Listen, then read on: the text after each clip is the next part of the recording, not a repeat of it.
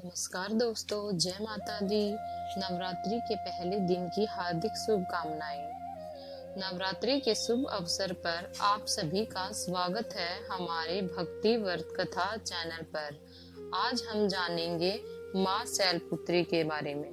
दोस्तों, क्या आप जानते हैं माँ शैलपुत्री कौन है और उनकी पूजा से जीवन में क्या बदलाव आता है? आज की ये पवित्र कहानी आपकी जिंदगी बदल सकती है।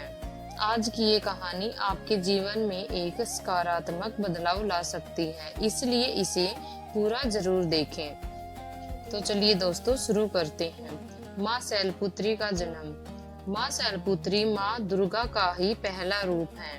शैल का अर्थ होता है पर्वत और पुत्री का अर्थ है बेटी, इसलिए इन्हें पर्वतराज हिमालय की पुत्री कहा जाता है।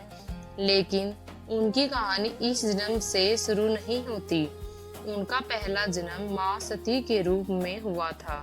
माँ सती ने भगवान शिव से विवाह किया था, लेकिन उनके पिता राजा दक्ष इस विवाह से खुश नहीं थे।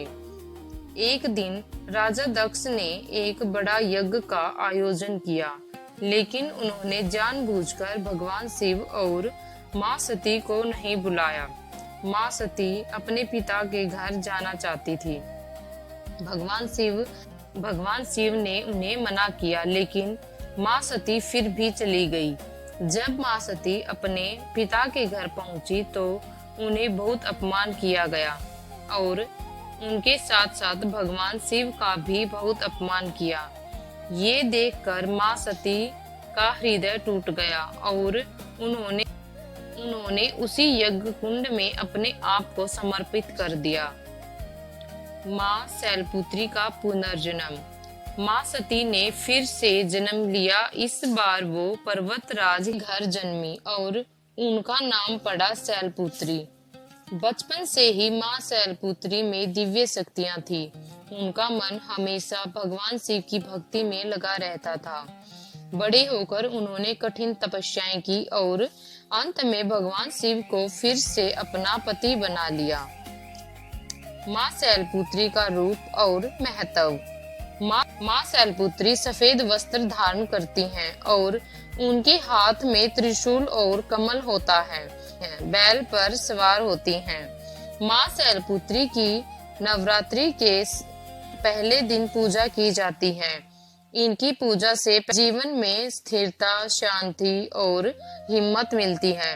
माँ शैलपुत्री हमें सिखाती हैं कि चाहे कितनी भी कठिन परिस्थिति हो, हमें कभी हिम्मत नहीं हारनी चाहिए। दोस्तों, माँ शैलपुत्री की कहानी हमें सिखाती है कि अपमान और दुख के बाद भी जीवन रुकता नहीं है। हर अंत के बाद एक नई शुरुआत होती है और सच्ची भक्ति से हर मनोकामना पूरी होती है। अगर आप माँ शैलपुत्री की इस पवित्र कहानी से प्रेरित हुए हैं तो कमेंट में लिखें जय माता। वीडियो को लाइक करें और अपने परिवार के साथ शेयर जरूर करें। ऐसे ही नवरात्रि के 9 दिन 9 देवियों की कहानी के लिए भक्ति व्रत कथा चैनल को सब्सक्राइब जरूर करें। धन्यवाद दोस्तों।